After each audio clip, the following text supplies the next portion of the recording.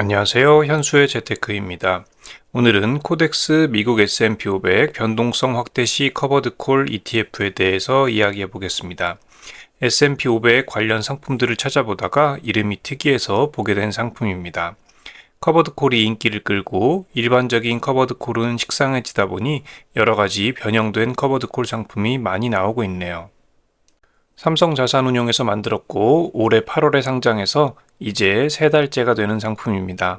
S&P 500을 보유하고 커버드콜 전략을 쓰는데 평소에는 커버드콜 전략을 안 쓰다가 시장 변동성이 커지면 커버드콜 전략을 쓰기 시작합니다. 일종의 온-오프 전략이죠. 거래량은 60일 평균으로는 많아 보이는데 상장 초기라 개업발이 좀 있는 것 같습니다. 호가가 다 차 있긴 한데 거래가 아주 활발한 편은 아닙니다. 그래도 거래를 못할 정도는 아닌 것 같습니다. 투자 전략을 살펴보겠습니다.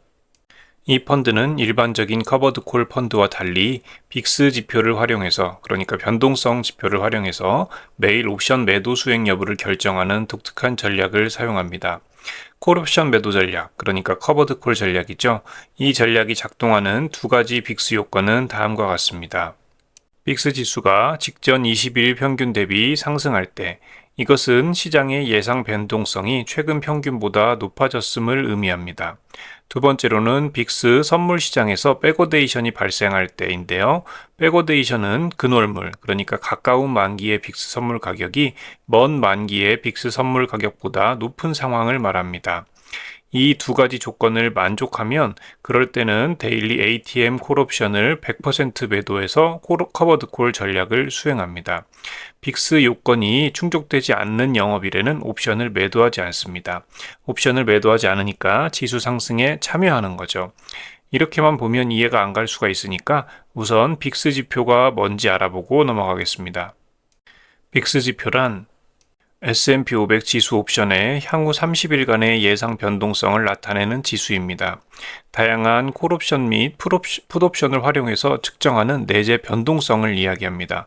여기서 내재 변동성이라는 것은 옵션 시장의 매수자와 매도자가 향후 주식시장의 변동성에 대해 예상하는 기대치를 옵션 가격에 반영하여 산출됩니다. 간단하게 이해하면 빅스는 그냥 옵션 가격이라고 보면 됩니다. 옵션 가격 결정 요인에 여러 가지가 있는데 그 중 하나가 내재 변동성이거든요. 블랙숄즈 방정식이라는 방정식을 풀면 알 수 있는데 내재 변동성은 실제로 구할 수 있는 건 아니고 시장에 있는 가격을 통해서 역으로 내재 변동성을 추정하게 됩니다. 우리가 건강에 대해 불안함을 느끼면 보험을 가입하죠. 시장 참여자들도 시장의 불안감을 느끼면 보험에 들고 싶어 하는데 그 보험이 바로 옵션입니다. 시장이 불안정해져서 옵션을 사려는 사람이 많아지면 옵션 가격이 올라갑니다. 그래서 이 상품은 결국 평소에는 그냥 S&P 500 ETF인데 시장이 불안정해져서 옵션 가격이 올라가면 그때만 커버드 콜 전략을 사용하는 거죠. 옵션 가격이 높을 때만 파는 겁니다. 상품 설명서에서 가져온 커버드 콜 전략 수행 요건입니다. 이 표에서 보면 빅스 지표가 상승하고 근월물 가격이 원월물 가격보다 높을 때만 옵션 매도를 수행합니다. 이렇게 그림으로 다시 보게 되면 빅스 레벨이 상승하고 빅스 선물 시장에서도 위험 시그널이 있어서 두 가지 위험 시그널이 모두 충족될 때는 이제 우리가 위험한 상황으로 보고 커버드 콜 전략을 수행하는 거죠. 여기서는 변동성 지수가, 그러니까 옵션 가격이 높은지 낮은지 판단하는 기준을 세웠는데 그게 지난 20일 평균보다 높으면 높은 것이다. 이번 달 가격이 다음 달 가격보다 높으면 높은 것이다 라고 정한 겁니다. 그리고 팔 때는 데일리 커버드 콜을 ATM으로 해서 100%를 팝니다. 과거 연도별 커버드 콜 수행 비중 및 분배율을 백테스트를 통해서 한번 살펴보았습니다. 수행 비중은 전체 영업일 중에 커버드 콜 전략을 실행한 날, 그러니까 변동성이 심했던 날을 보여줍니다. 2021년에는 0.8%밖에 안 됩니다. 반면에 2022년은 19.9%로 변동성이 심했던 것을 보여줍니다. 실제 S&P 500 ETF인 VOO의 차트를 한번 보겠습니다. 이 차트는 0.8%만 커버드 콜을 수행했던, 그러니까 변동성이 매우 적었던 2021년의 월봉입니다. 부드럽게 매월 올라가는 것을 볼 수 있죠. 이건 2022년의 월봉입니다. 음봉과 양봉이 교차하면서 전반적으로 크게 하락하는 것을 볼 수 있었습니다. 이렇게 보니까 느낌이 좀 오죠. 완만하게 상승하는 해에는 변동성이 낮으니까 커버드콜 전략을 수행 안 하고 그냥 S&P 500이 성장하는 것을 먹고, 위아래로 널뛰는 해에는 커버드콜 전략을 수행해서 옵션 프리미엄으로 하방을 좀 방어해 보겠다는 전략입니다. 그리고 저렇게 변동성이 심할 때 옵션을 팔아야 프리미엄을 많이 받으니까 옵션 매도가 효율적이기도 하고요. 이렇게만 들으면 전략은 엄청 좋아 보이는데 실제 성과는 어떨까요?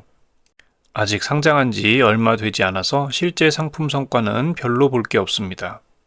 백테스트를 통해서 과거의 성과를 살펴보면요. 2019년부터 2024년까지 백테스트를 통해서 성과를 한번 보여주고 있습니다. 여기서 아래쪽에 표를 보시게 되면 표의 위쪽 부분이 이 커버드콜 상품이고, 아래쪽은 S&P 500 토탈 리턴 지수입니다. 전반적으로는 S&P 500 지수 대비 약간씩 부족한 성과를 보입니다. 그런데 2020년을 잘 보면 S&P 500이 18.4% 수익인데 이 상품은 36.1%라는 엄청난 수익을 냈네요. 2020년 S&P 500 월봉 차트인데 이때 코로나가 터지면서 난리가 났었죠. 저 난리통에 옵션을 팔아서 쏠쏠하게 번 것 같습니다.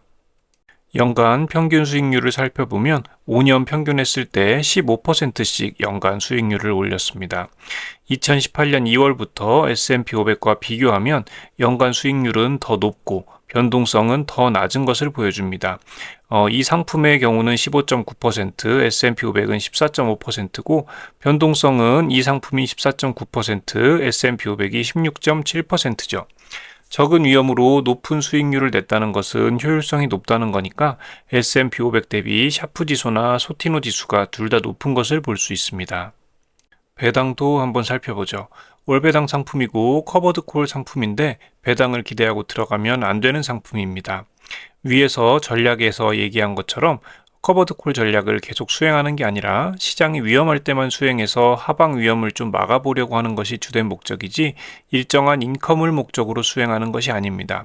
그래서 배당이 적고 불규칙합니다. 9월에 한 번 배당 줬는데 주당 15원이었습니다. 연간으로 계산한 배당률도 1.4% 정도입니다. 이럴 거면 왜 월배당 하나 싶은데 그냥 월배당이 인기라 해본 거 아닌가 싶네요.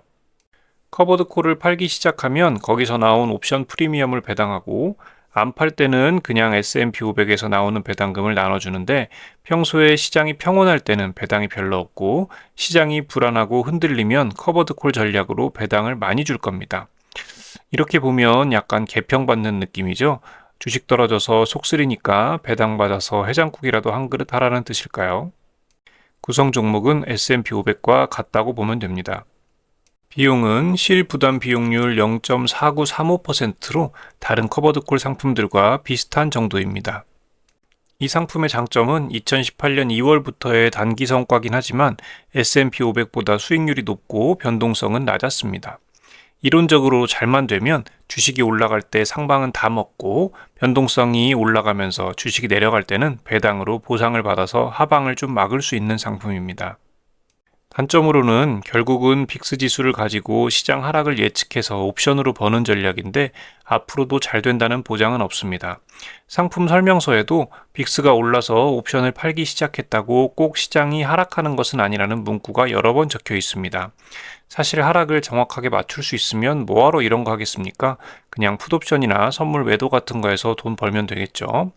그리고 이건 단점이라기보다 특징인 건데 배당이 별로 없습니다. 커버드콜이라고 해서 배당받으려고 사면 안 됩니다. 결론적으로 보면 컨셉 자체는 재미있고 훌륭합니다. 다만 월배당으로 나왔고 커버드콜 상품이라서 일정한 배당 인컴을 목표로 들어가려는 투자자들이 잘 모르고 살 수도 있겠다라는 생각은 듭니다. 커버드콜 전략을 활용해서 하방을 좀 막아보겠다는 상품이지 인컴을 목적으로 들어가는 상품은 아닙니다. 빅스를 이용한 간단한 전략으로 시장 하락을 예측해서 방어하려는 전략이 앞으로도 얼마나 유효할지도 의심스럽고요. 그래도 과거 성과는 나쁘지 않았고 저 전략이 마음에 든다면 매수해 볼 수도 있겠죠. 오늘은 여기까지고요. 시청해 주셔서 감사합니다. 여러분의 성공적인 투자를 기원합니다.